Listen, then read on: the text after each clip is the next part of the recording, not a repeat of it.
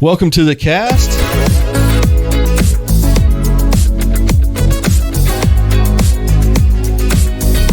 My name is Gary West, and we have Emily Porter with us, as usual. And then we've got two very special guests today. We have Rhett, Rainey, and Aubrey, Lynn. Hi. And I'm super excited to have you guys on. You guys you inspire me.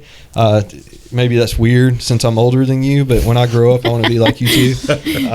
Just because you're bold in your faith and you guys are on fire for the Lord and making an impact, and we can see it. And I think it's encouraging. You know, you don't have to be in your 40s like some of us to have that impact. You can start now. So just want to kind of get in today with where you guys find that passion, how you hear the Lord's voice, what you guys have going on in your lives.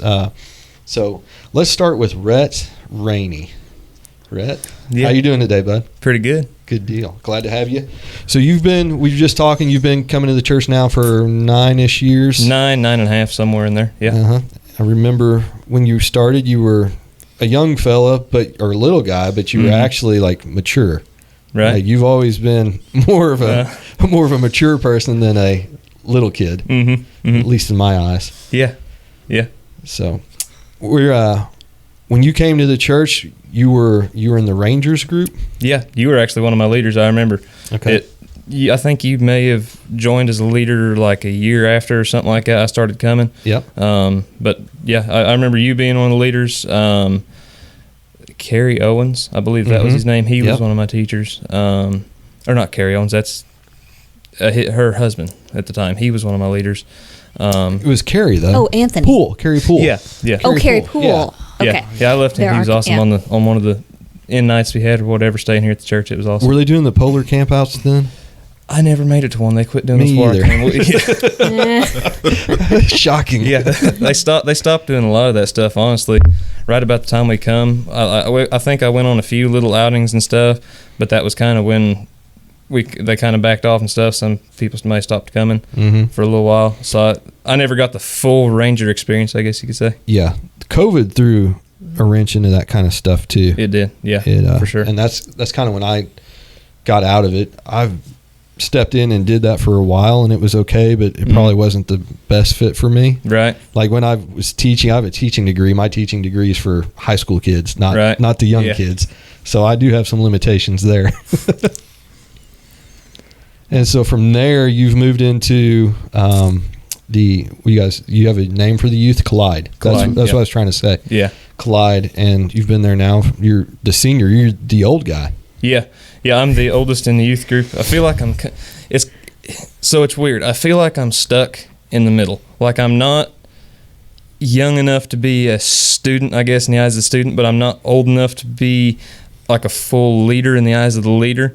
So I'm like here in the middle ground somewhere. So it's fun because I get benefits, a student with benefits, I guess you could say. But yeah. You're in that tweener stage. But you're moving on to become a leader, right? Yes, of some sort. We're still praying on that. Don't exactly know where. I know I'm supposed to go into ministry somewhere. So I'm going to Bible school to hopefully get a little more direction in that. Which school are you going to? So it's SEU at Real Life Church. So the main campus, Southeastern University, is in Lakeland, Florida, and they have hundreds of off-site locations. I think globally. I know most of them are here in the U.S., but I think I've seen a few that are even overseas. But the one I'll be going to is at Real Life Church in Greenfield, Indy. So it's a more personable. It's not university style, I guess I could say. Like your school days are not every day of the week. So you can work a part-time job while you're there, and you have an internship with the church while you're there as well. So you're not just learning the classroom stuff and then having to go outside the classroom and apply that yourself, but you get an internship with the church, and they kind of show you how to take what you're learning outside the classroom, basically. It's really cool. Yeah. So now you'll have to move up there. I will. How's Mama doing with that? She's adapting, I guess we'll say that. Yeah. So when is that? Is that started in August or September? I think mid-August, somewhere in there. Mid-August. I need to really figure out the dates and stuff. I get myself together on that. I'm not really sure exactly when I'm supposed to go right now. It'll be beginning next semester, though. And now, have you already finished high school? I haven't. I'll be graduating in about a month and a half. Okay. Well, good deal, man. Yeah. So you're well on your way. You were way farther along than I was at 18. Are you 18 or 17? I'm 18. I just turned 18 in February. Yeah. That's awesome. Aubrey, how about you? What's going on in your life? I'm doing good. You're doing good? Yeah, I'm doing good. You have to pull that mic closer or speak louder. I'm doing good.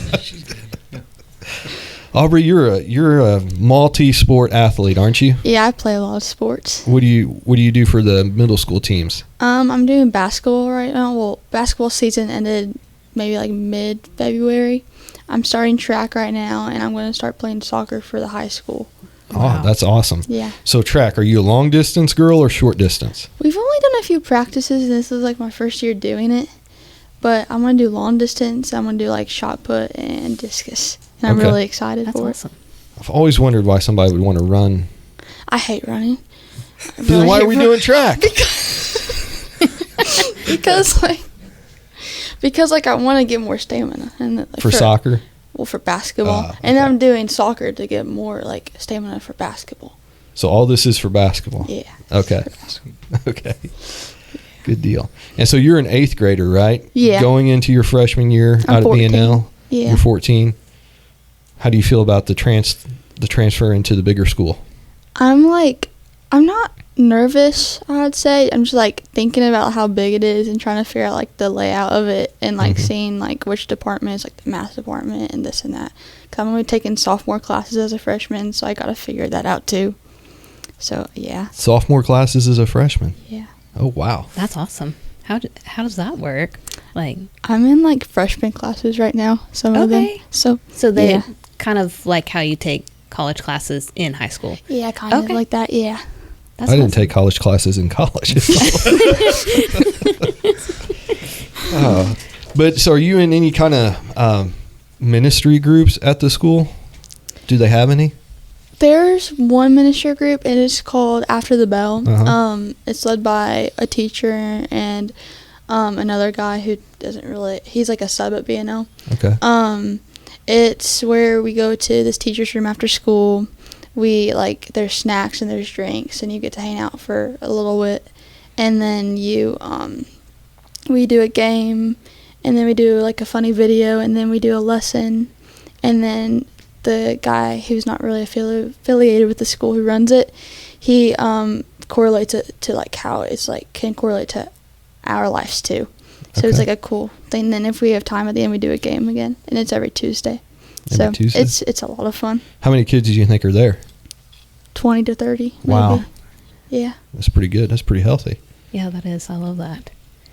Do you have a lot of friends that go with you, or awesome? Yeah. Good. And I would say most of the kids don't really go to church, so it's like a cool thing for kids to get introduced to Jesus. Yes. So even though it's not, if you don't get super deep into it, just like introducing them to Jesus. Just introductory. Yeah. But you've brought kids to church. I've seen you do it. Yeah. Can you share how that works? Yeah. At school, 'cause I feel like the Lord I can't explain it. It feels like I'm talking to myself. It's in my own head, but I know it's God. And he'll bring certain people in my head sometimes. So then I absolutely have to tell them that specific person, or I'll just I'll challenge myself. This week I need to tell 3 people about Jesus. And for example, there's this one girl. She's one of the quieter girls at my school. No one really knows her, and I kind of know her. So when she came to my head, I knew that was the Lord telling me, you need to do this for her. And I knew just me going up to talk to her would not reach her. And I love to write, so I wrote her who she is, who God says she is, how I noticed she does this, and how she's amazing, blah blah blah blah, and her showing her, because I kind of learned that if you don't show them that you care, they're not going to care about what you're talking about. So maybe I should like wrote like one page, like a small page. Mm-hmm. I gave it to her, and she has it hung up in her locker right now, which I think is really cool. Yeah. And maybe like a few days after I gave it to her, I got the chance to talk to her at lunch, and there were other kids at the table. I didn't think they were like hearing what I was saying, but telling her like the gospel, I explained how sin entered the world with Adam and Eve, how the world was broken, then how like what Jesus did when he was on earth, how he was perfect, how he died for us, came back, and now like what he wants a relationship with us. Mm-hmm. And she's quiet, she smiled and nodded, and then like I didn't realize the other kids heard what I was saying at the table. They were like asking me questions. I thought that was so cool. And like then I prayed over all of them, and I feel like I made an impact, even though I invited them to church. She didn't come, but I know I made an impact because like just telling someone about Jesus. Absolutely. Yeah. And then like I'm just like at Taco Bell the other day, I felt like I was supposed to pray over those people at the table. I was scared, but I did it anyways. And I went over there and like I said, I'm sorry if this is weird, but like I felt like the Lord wanted me to pray over you, and I was just asking about them, like saying like, do you want me to pray for you about anything specific? And they're like, over our family. So I got pray over them, and they said that they were just not talking about prayer actually, so I thought that was actually really cool. And I'm like, wow. And I told them like the Lord works in crazy ways. Yeah. And it's just cool, like I get to pray over people, and like I just feel like he's given me a boldness to do that. So like I just want to see how he keeps working in my life to do that with others. You're not 14. There's no way you're 14. No. Mark. We got Mark with us. That's Aubrey's dad. Did you do this? I did not. You did not. This is all her. This is her personality. This is God working through her. She's my role model. That's what I'm saying. Like, that's awesome. I want to be like you when I grow up, because that boldness is awesome. And we're seeing people, you're bringing kids to church. I've seen you bring a couple, and we know you're sharing the gospel out there. And we just want to encourage you to keep doing that, because that's awesome. God's got big plans for your future. I can guarantee you that. Thank you. Yeah. All right, Rhett, back to you. Can you follow that up? Yeah. You're hard to follow up, I'll say that. Yeah. So where brought you, Lord, you say you felt like the Lord's called you to ministry. How did that work out? Can you, it's probably hard to explain that, but can you explain it? So it is, and it's easier to explain now than had you asked me like 3 months ago, or even a little longer ago than that, because like I know I've been called to ministry. Like I said, I still don't know where, but my calling was not exactly what I would label as a normal calling. Like someone says, like even when you mentioned like that on Sunday, like you kept on hearing the word speaker, and you correct me if I'm wrong. Yeah, but like that's right. For me, my calling has been very slow, like over the course of my life, I guess you could say. So like my parents have always served in ministry of some capacity my whole entire life. Like before I was born, my dad was a youth pastor, and he was a youth pastor until I was a few years old. And then he stepped down from that position, but he was still like a member on the board at the church we used to go to. And my mom has led various places throughout the church. So I was raised in a household where the serving in ministry is always kind of the normal. Like it's not, like I never knew what it's like to live in a house that you don't have a job at church, I guess you could say. Like you don't have this you got to do while you're there. So I guess that was always kind of instilled in me. And then as I got older, my whole life I've always thought in day-to-day life, long before I was called into ministry, like if I see something that like something clicks in my mind, like, hey, I could teach that, or that'd be cool if somebody taught that. And I was actually just thinking the other day, years ago, like I was probably 8 years old, like I said, long before I was ever knew I was called to ministry. I was outside stacking firewood at her house one day. One of my chores was to go stack firewood, and I was out here, and this block of wood, it was just like a triangle. And so whenever you build like a fence or whatever, if there's a tree, you would nail the fence up to a tree if it's in line instead of setting a fence post. So I'm assuming at some point in time, somebody put a nail in this tree holding up fence. So there's this nail sticking out of this block of wood. And so think of it like a triangle, and it's sticking here so you could see where the nail went in and poking out the other side where the block of wood is split. And around that, you could see like a ring of where the wood rotted, but the rest of the piece was fine. And like I remember at 8 years old, and it's crazy how vividly I remember this too. Like I remember picking up a block of wood and thinking, hey, that's what sin does to us, and I should tell my teacher she should teach about that sometime. Like at 8 years old, like just thinking like random stuff like, and that's been like my whole entire life. Like I've always thought of stuff like that, and I never really acted on it, I guess you could say, anyway, until we started coming here to church. And then like 7 years ago or something like that, when Heather Terry was still the leader over the kids department, Presley actually got me into helping in computer and stuff. So like I would do computer on the fifth Sunday, which is just playing the worship songs and scrolling through slides as the teacher's teaching. And that kind of got me into it and stuff. Like I'd do it if somebody was sick, I'd fill in for them, or I'd do it on the fifth Sunday. So there was only a few times a year I was doing it. And then as I got older, and Heather Terry stepped down and Bobby Haverly come in and took over the kids department, she asked me to get a little more deeper in that, and I started doing computer more regularly under her leadership, and started kind of helping where I could and stuff. And the more love and draw I had to just want to do that. And then as she was leading over time, I did, like I say, the more deeper, I guess, and the more I tried to take on and do in there. And then when she stepped down and Aaron Todd come in, I really, at that point, like that was kind of when I was really starting to like burn for wanting to do something in ministry.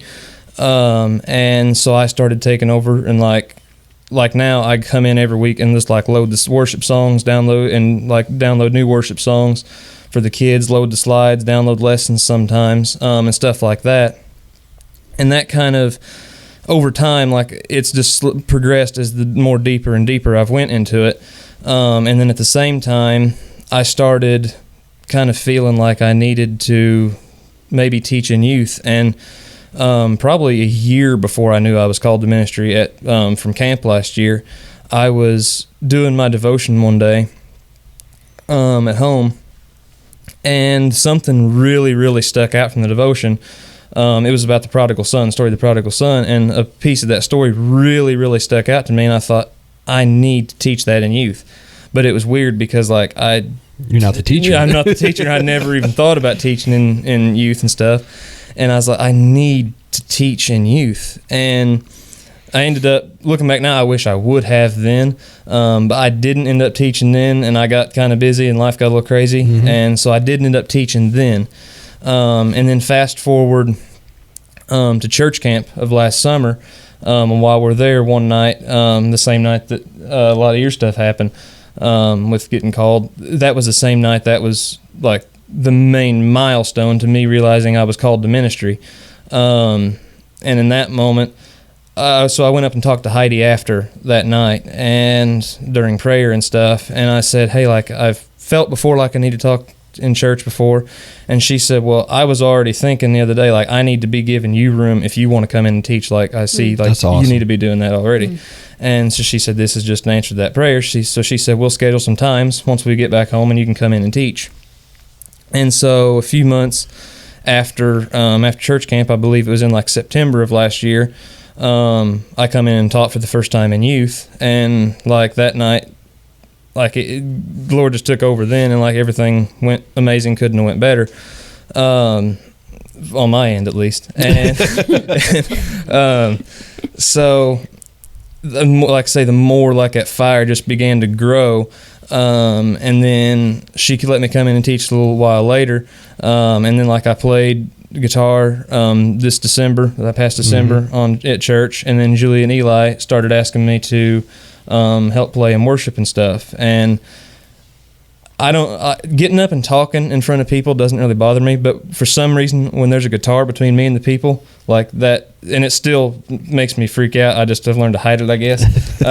But having a guitar between me and the people the first time getting up there playing in youth and stuff like freaked me out and stuff. And then the more comfortable I became with that, and the more the fire burns for that and stuff. And then all that kind of transformed into now.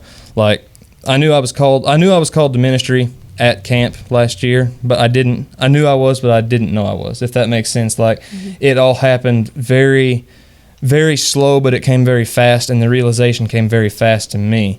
And then the more that began to just kind of settle in, and the more I began to acknowledge it and embrace it, and then the more deeper and deeper I've been able to go since then, and then the more the fire burns now. Now my dream is to be in full-time ministry eventually in my life outside of college and stuff. Well, that's awesome. Chase it, buddy. Yeah. Chase it. Yeah. And outside of your mom and dad, because your mom and dad are your biggest fans, but Bobby Haverly is a close third on that. She's a big Rhett Rainey fan. So, yeah. Let's talk about your experiences at camp, because that's coming up again here not too awful far away. I'm so excited. You're so excited? Yeah. Okay. So excited. Aubrey, we want to start with you. Your camp experience? I had a crazy camp experience. Yeah, you've shared this before up on the stage. Yeah. But not everybody who's listening to this was there, so let's go ahead and we'll dive into your... Okay, so since I could talk, I've had like a stuttering deficiency, and it's always bothered me. It's always been pretty severe. And like when I was little, like maybe like every other word I'd be stuttering on, and I'd get bullied, and it just like took like a big toll on like me, like mentally, and like what I thought of myself, because like all I thought about 24/7, and like still sometimes like thinking like, am I gonna get judged by this person? So it like made me quiet all the time. And I'm a person, I have stuff to say, of course, like, but like I just like didn't talk. Like the enemy was in my ear, and he was like telling me all these things, all these lies, and like I just believed them, and it was I don't like thinking about that, but they're not true. They're not true, no. Yeah. But and then I started coming to church here, maybe like it was like last year, maybe like late May, maybe. And I got signed up for church camp like last minute, because we were debating whether I'd go or not. But I really wanted to go this year for like a lot for some reason. So even though I didn't know anyone barely, I went. I was super scared because I barely knew anyone. I was scared to talk. I barely talked the entire time. I maybe said a few words. I just didn't know like how to make conversation. Like so each night went along fine. Well, I just didn't talk that much. Like at some point I was in line with I think it was Heidi. Yeah, it was her. And I was gonna get spaghetti, but I was too scared to ask for no sauce, so she had to ask for me. Just like those like little things too. Just like wait, we got to talk about this. You're eating spaghetti without sauce? I hate sauce. It makes me want to like throw up. Oh wow. Oh, okay. I can't eat anything with that red tomato. All right, back to your story. Sorry about that. But like she has to like ask for me. No one knew I had a stutter, so like she kind of like looked at me weird, and I was just like, please. And she was like, yeah, I will. But then like that, I think it was the same night, I called my mom, and I was like asking if there's like a surgery I could get to take away the stutter, because I was tired of it. Oh my. Like I just couldn't handle it anymore. I was like crying. I'm like I was like telling her like I haven't talked all week, like at all. Like I need to talk, and like I just didn't know what I was gonna do anymore, and I was just confused, and I don't just like in my brain like I just don't want to like live feeling judged and fear all the time. And I feel like I prayed and prayed for months, and I didn't get an answer. So like I just felt like I was kind of like in this like dark pit kind of, to where like I was trying to climb out, but it wouldn't work. Same night at church camp, whenever we were doing the songs, like it just like hit me, like like this like wave, and I was like, oh gosh, like I can feel that like it's like powerful tonight. And then we got to this point where towards after the sermon and everything, the speaker over the whole church camp that week, he said, we're going to surrender something, whether you know it's surrender or not. If you don't know it's surrender, I need you to pray about it. I didn't know it's surrender. I always thought it was like my stutter is like an obstacle, not like a problem. Mm-hmm. So, but whenever I started praying, God was telling me like, it's your stutter. And I was like, whoa, wait, that's not a problem. It's not like a problem. It's an obstacle. And then he revealed to me just now, like, just then, like, it's stopping you from talking about me. Because, like, even then I had such a big fire for the Lord. Like, it's never gone. Like, I've always had this. It's just, like, I struggle to, like, get it out. And he was saying, like, it's like a problem now. Because you're letting it stop you from talking to people about me. And you're going to reach people. And I'm like, okay. So, and the speaker told us to go to one of our youth pastors and talk to them about it. I went over to Heidi, and once I barely knew Heidi, and went over to her, and I'm like, I told her all like a shortened version, like I told him like this is what I struggle with, and this is what I heard God just now say to me, and she was like, okay, we're gonna pray over you, and we're gonna rebuke all of this fear and all of this anxiety, because like if like a stutter, it like, of course I do repetitions, blocks, but anxiety drives it the most. Okay. Even if I'm not anxious, I'll stutter once in a while, but anxiety, if I'm anxious, it'll make just every single word, and it's awful. So we were like praying over like to rebuke the anxiety and all of that, and like when we were just praying, I just kept on like hearing like the word speaker in my ear, and speaker, like it was weird, like just over and over and over. And I haven't heard God's voice for months. And I was like, wow. I was like, okay. And I told her, and she's like, that's really cool, because God uses his children where they're weak at, so he can make them powerful in that spot. And I'm like, and she's like, you're weak in your speaking part right now, but he's going to use that to make you powerful, and he's going to use your weaknesses to make him strong to others. And I'm like, okay, this makes sense. This is starting to make sense. I went over after I was done praying with her. Just got on my knees. I was just like praying. I was just crying because like he was revealing things to me, and I'm like and excited but also shocked kind of. And I was just crying. I'm like, Lord, I just need you to like take it away, or like take away this anxiety that I have, because I don't want to live like this. I want to like tell people about you. I don't want to be like this scared version of Aubrey. Like, that's not who I am. I know who I am. I'm a child of God. Amen. And like, I'm not gonna live like this in constant fear, because the enemy's in my ear. So I'm just saying, like, I rebuke you in the name of Jesus. Like, to the enemy, kept on saying it over and over, because like, I'm not gonna let him into my ear if I know God has my back right now. And just like over and over, I was saying right after I prayed, I said, Lord, take away my stutter or this anxiety. And I felt like this constant wave of peace over me. And like, it was like powerful, and like, I can't even explain it. It was so good, and I felt better, and like, not completely better, but like this like peaceful peace in my mind, because I felt like there was always like a war going on in my mind kind of. And it was amazing, and I was just like, it was awesome. Then I cried more because I was so excited. I cried for a long time, and then we started doing worship again, so I got up, and like, people were praying over me. Rylan was praying over me. He's a good prayer. He's a really good prayer. Yeah. Appreciate that. Yeah, he is. He's very sweet. But he prayed over me, and then I got up. We were worshiping, and I just like was jumping up and down in joy, because I like the joy of the Lord. I've always had the joy of the Lord, but it was like showing. And like, I was happy. I was jumping up and down, and like. And then like, I thought he completely took it away, so I would just say like random words. I was going like water bottle, and like and I didn't stutter, so I thought he took it away. I didn't know he just took away my anxiety, but I was excited. I was just singing. I was like, I was saying thank you, and then after the service, was walking out, and like, the pastor with the speaker that was over there talking to another kid, I'd like, right when I was about to go out the door, I heard like a voice in my ear saying, go talk to the speaker. And usually, like, I'm nervous. Because usually I have to think through sentences ahead of what I'm going to say. Mm-hmm. So I usually, I like, wait a minute. I didn't wait. I just went straight over there, which, like, after I did all this, I thought that was weird. But I went over there. I'm like, and I stuttered my way through the entire sentence when I was talking to him. It was, like, the most I've done for a long time. I was like, ha, ha, ha, ha, ha. My mom, like, yeah, that. It's okay to laugh. Like,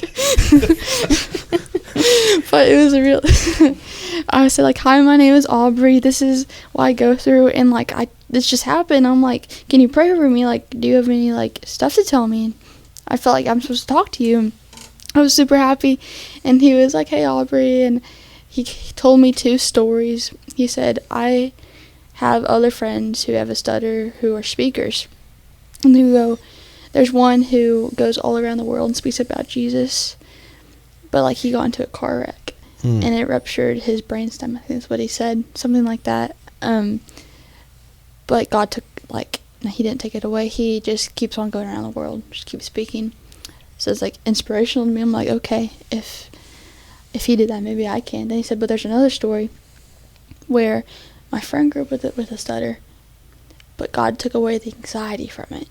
Mm-hmm. And he preaches every Sunday. And I'm like, okay, it's good on both sides, you know? Yeah. And he said, can I pray for you? I'm like, of course you can. He, like, put his hand on my shoulder, and he just kept on praying. And then, I can't remember exactly what he said, but when he put his hand on my head, he said, Lord, I rebuke any spirit of fear, and I pray that you take away the stutter and the anxiety. I felt this, like, big weight on my back. And then, like, it was, like, weird, and I feel like overwhelmed, like everything I felt in those months, like, all weighed in on me. And then, like, I just, like, lifted off. Mm-hmm. And I was, like, relieved, and I was like, oh my gosh, I was freaked out because all this stuff is happening in one night. I was like, oh my goodness, it's a big night. Yeah, a very big night. And I was like, thank you so much, and I, like, gave him a hug, and then I went off. And then, like, I was staying in the room with a few girls from our church. Didn't talk to them all week. I'm terrified of them. Mm-hmm. Be honest, I'm terrified. Still? TC. I know who you're talking about. I don't blame you. I don't blame you. Oh, wow. No, they're really sweet. No, they're so nice. It's just, like, intimidating because they're so, like, nice and, like, pretty and, like, all that stuff. Okay. But anyways, we're going to get off that in case they see this. But they were, like, walking past me, and they, like, asked me a question, and, like, you don't understand how big this was. I just said it without thinking what I was gonna say, and, like, I was so happy, and they were asking me what was not happening. I'm like, oh, nothing. I just, like, ran into the dorm room after that. I can't remember if I called my mom or my dad, but I called him one of them. And I was just like, oh my gosh, God just took away my stutter. It's awesome. Blah, blah, blah, blah, blah. And I just kept on talking. And I spent, like, my whole free time in this basketball gym just on my phone talking to them about it. Yeah. I was just crying. And my mom, it was my mom, yeah. She was just like, our church had, like, a prayer night thing. And I prayed over your stutter the entire time because you called me about it. She said that she prayed that the Lord takes away my anxiety of it or the stutter, which I prayed that just came to my head when I was praying, and the speaker prayed those exact words too. Mm-hmm. So I knew it's the Lord, like, he connected all of it. So then I learned that night that the Lord didn't take away my stutter. I learned that the next day, but he took away my anxiety, and I started, like, laughing more and just smiling more and talking more to people, which I love doing. Some days I still struggle with it. Some days it's worse than others, but knowing that God did that in my life and I have a testimony, I'm gonna keep overcoming that and getting through that, because I'm not gonna have the enemy overcoming me with that at all anymore. And then also that night I learned that the power of prayer and how it's a weapon, and, like, it's like people don't use it as much as we can. Like, the Lord gave us the Bible. It's like the Word of God, which is extremely powerful.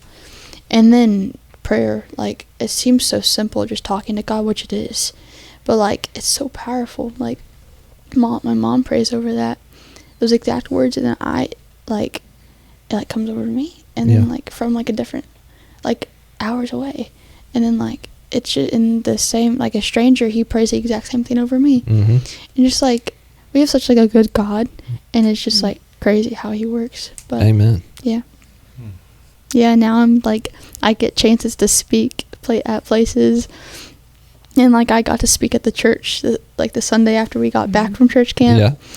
And I was nervous, but I did it anyways. That's my first time like speaking in front of people. Yeah. And then I've like gotten chances to spread the gospel to people, and just like I'm gonna start a group at BNL when I get to BNL, and like just like keep trying to build his kingdom.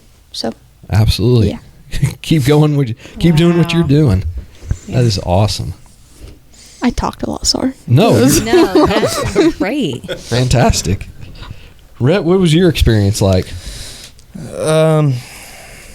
So it was a major week for me as well. Like I say, like it was like the major milestone, I guess, in my whole walk. And So that's where you were called to ministry, was at church camp? yes, Okay. or I guess confirmed my calling. Like, because like so, like I kind of look at my calling as like my whole life, because like the way things It was prepping you for it. Yes, yeah. And that was the moment where I really realized it, I guess. So the night that she was talking about during prayer and stuff like that whole night of worship before and the service, and then worship afterwards, and the prayer, like everything was just like couldn't have been a better atmosphere and more perfect that night for me. Like it was like perfect. And I remember, same as you said, like that night before the sermon, it was very uplifting, and very like during worship and stuff, like it felt like this is good. It's going to be a good night. And then after the sermon and stuff, when like she said we need to surrender something, I was going through some personal battles then, and I kind of knew what I needed to surrender. But they had us break up into like everybody's youth group that was come to that camp, to get in like their youth group with their youth leader, and then pray, and then go to your youth leader or assistant, whoever that you felt led to go to surrender this thing to the Lord. So we from our church get in our group up by the altar, and we're praying and stuff, and I was just praying, really asking for courage really to get up and talk to. I went to Sean DeGrog. He was there helping with camp, and I felt like I needed to go talk to him about it. So I get up and we have a discussion and stuff, and then we go back to a time of prayer with our group and stuff. And so it's all of us from here at this church praying there in a group and everything. And so that night previously, or not previous night, that worship previously before the sermon, I remember I literally asked the Lord to call me to ministry, because like I wanted so badly. Like I'd watched over time like all these people you see with like the Indiana AG and all the stuff they do within the district, and all the stuff going on at camp, and all the speakers and stuff, and like I've always like I thought like I want that, like I want that badly, to just do something related to that, Impactful for God, right? Yeah. And like I wanted that badly, and like I vividly remember that night there at worship before the sermon, like, God, if you want to use me, I'm here. Just call me and I'll go. Like just call me. And like that was like my whole prayer beforehand. And then we had the sermon, and then we had the like time like surrender something to the Lord. And then afterwards, when they have us praying here in this group, like that was on my mind as we was praying within our group and stuff, like, God, just call me to ministry. Like I want to do something, just call me. And then as we all was getting up from the group after they dismissed, Heidi pulled, I don't remember if she pulled you aside, but I know she pulled me and then a few others from the group aside as well, and said, everybody get up and go back to your seats, but you, and then she pointed at me, she said, and you, I want you to stay here, I have something to tell you that I need the Lord laid on my heart to tell you. Cool. So everybody from the group gets up and goes sits down. I stay by the altar, and when Heidi comes to me, she said, look, and she pointed, and this is kind of like the confirmation. Like I don't really say what she said was my calling, but it was like majorly the confirmation of is because cause that night was just perfect, and she had me look around the room, and like all these groups are still praying, everything was just going amazing. And she said, look, like all of this is just the beginning for something much bigger to come. She said, but God's deepening your roots right now for something to come in the future. And it was really crazy. Months ago before that, on a church service here one Sunday morning, as we was in service, I remember going down the altar to pray, and then as I'm walking back up to my seat, Heidi stops me and she says, "Hey, I need to tell you that God has something big in store for you, but he wants to use you right now as well. Like, he has something big in store, but he wants to use you right now." And he's deepening your roots right now. And she said that back then, and then that was kind of, again, a reminder of that at camp. And, like, it was just like, whoa. You know, like, right after I'd just been asking to be called to ministry, and then that hit me. I was like, wow.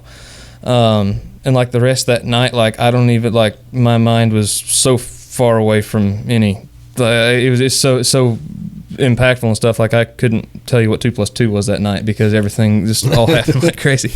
And then the next day, so they had, it was called the Called Conference, I believe is what they called it. And you had to, so when you go to the mess hall at camp, or Sean calls it the canteen. I love it. He always said everybody's got the canteen. I love the way that guy talks. One day as we was going to the mess hall to eat, they have a student dining area and they have a leaders dining area, and like students could dine with students, leaders dine with leaders.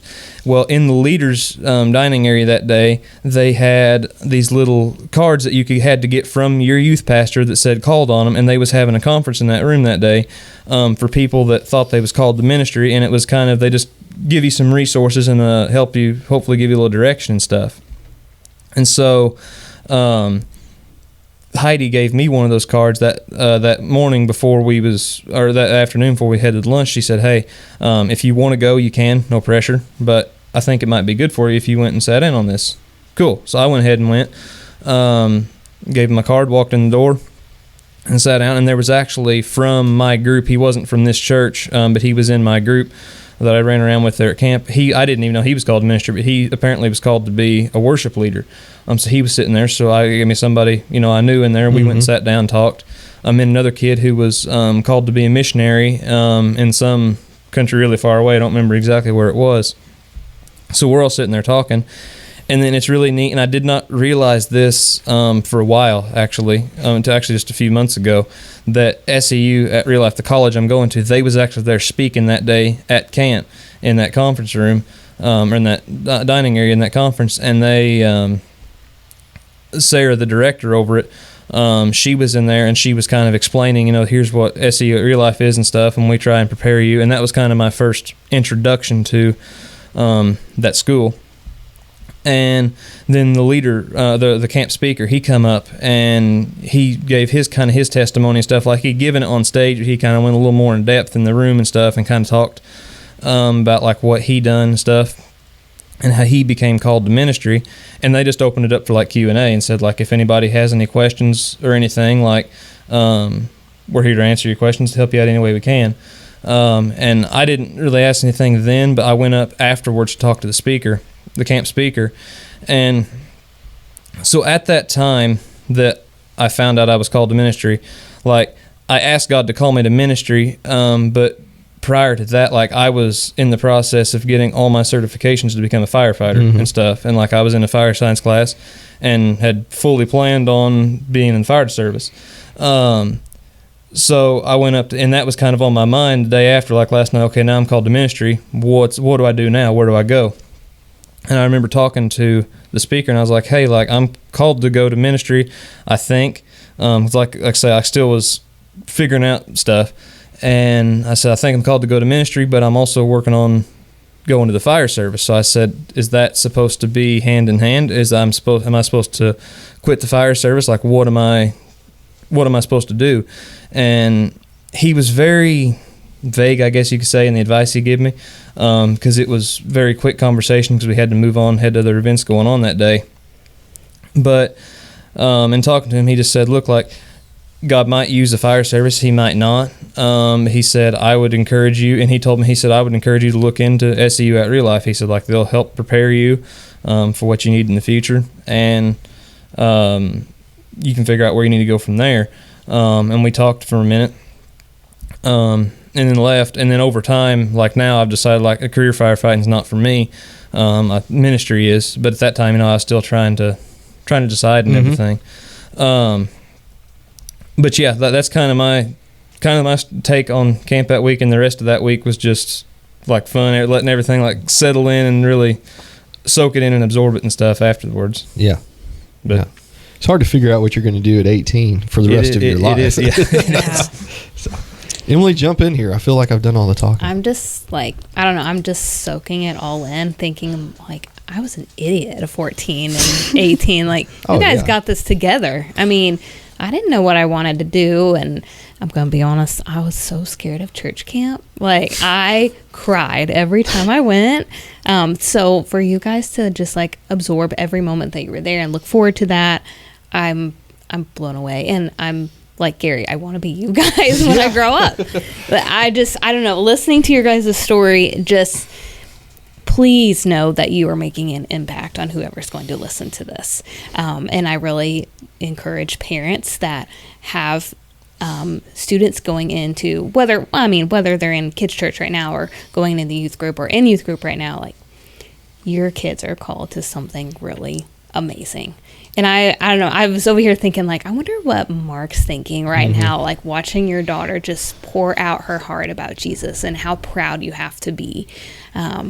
Just, you guys blow me away. And like the fact that you are so mature to listen to the Lord already and listen to what he's having to say, and you're seeking out validity in maybe signs, symbols, or just voices that you're hearing. I mean, kudos to you. Like, you guys are going to go above and beyond. And I'm very much looking forward to seeing how you guys are going to be used in whatever God has for you. So thank you. Yeah. Thank you so much for just being awesome, because nowadays, your guys' age, I mean, I know it's in a lot of ages, but your guys' age specifically, there's so much pressure to be the best, or look right, dress right, act right, do the cool thing. And so a lot of people probably think that Jesus isn't the cool thing, or to go into ministry is not the cool thing, or to have, speak about him and go up to somebody in Taco Bell, that's not the cool thing, but it truly is. And for you guys to already recognize that at your age, I mean, like, I'm looking forward to it. Looking forward to seeing how you guys are going to grow. That's awesome. That's very awesome, and just so glad we got to have you on the podcast, because it's going to impact people for sure. And this right here is why we have the podcast, so we can get stories out about our church family and our community, so people can just get to know one another and know that things are happening in this church and we're growing and thriving. And it really like, you guys are the next generation. And whether you serve here or whether you serve at a different church later on when you're older, I mean, it's only going to get better. So just keep doing what you're doing. It's awesome. Mark, before we end, give you an opportunity. Is there anything you want to say from your perspective? She's been like this for as long as I can remember, always asking questions, always wanting to just know more. And I'm glad I've been able to be a part of her growth. Yeah. And been a lot of prayer coming through, just to wisdom to try to feed her the right information. But it definitely wasn't me. It was God working in her life, working in your life, Brett. Yeah. I mean, Rhett. He's been called worse. I've been called so many different names. People mispronounce it. I'm used to it. I'll respond to anything that starts with the sound "ruh" or "bruh." Like, Bruh. Yeah. But it really is inspiring to see. I talked to you guys a little bit about this outside when we were waiting to come in. I mean, just seeing kids your guys' age, and the way you guys are handling this, and not handling, but just like actually going forth with thriving. Yeah. Christ word, listening to it, digging into the word. I mean, when I was that age, I didn't want to crack open my Bible unless I was on Sunday. Right. And I mean, it's amazing to see what you guys are doing. And like they said, I can't wait to see what you guys have in store for this world. Absolutely. It's hard to be a dad. It's hard to know what to tell your kids, and it's hard when you have a child that's struggling with something and you can't do anything about it. I mean, you physically can't fix it. So then all you can do is pray and hope God takes over and works in their lives. So yeah, it's you guys are awesome. Yes. Thank you are. Thank you. So I'm going to be there in the front row watching you guys succeed and cheering you on. So. Hey, Emily Porter. Yeah. I have a fun fact. Oh, okay. Ready? Don't look so disappointed. Oh, I'm ready. There's a lot of crazy people in the world, but it's not nice to call them crazy. They call these things psychological disorders, right? Mm-hmm. I think the weak-minded among us just call them crazy. Mm-hmm. Did you know that boanthropy is a psychological disorder in which patients believe they are a cow? What? Say it again. Boanthropy. Like bovine. Yeah. Yes. Yeah. Boanthropy. Is there a rating of how many people currently think that of themselves? No. Do they moo? It's just a fun fact. I don't know. They might moo. You have got to get more behind Shannon. Get Shannon back yeah, here. get Shannon back. He'll dig a little. I don't have Shannon to riff off of, so I'm not as good. Granted, ChatGPT. Yeah. Shannon has a lot of fluff when we ask questions back, so at least you're straightforward. There's a lot of emotion about it. Oh yeah. Shannon has full emotion, stiff as a board. We appreciate the effort, Tim. Yes, thank you. You can't have an episode of the cast without a fun fact. That's right. That's right. Well, I think that's going to do it for us today. We thank you guys for joining us on whatever platform you're on. If you like it, please like, subscribe, help the channel grow. As you can see, we've got a great message to get out to people, and we thank you for joining us. We'll catch you next time. This has been The Cast, a podcast of Bedford First Assembly of God in Bedford, Indiana, with Gary West, Emily Porter, Tia Hiles, Shannon Hiles, and Tim Ray. Listen for new episodes of The Cast every Monday.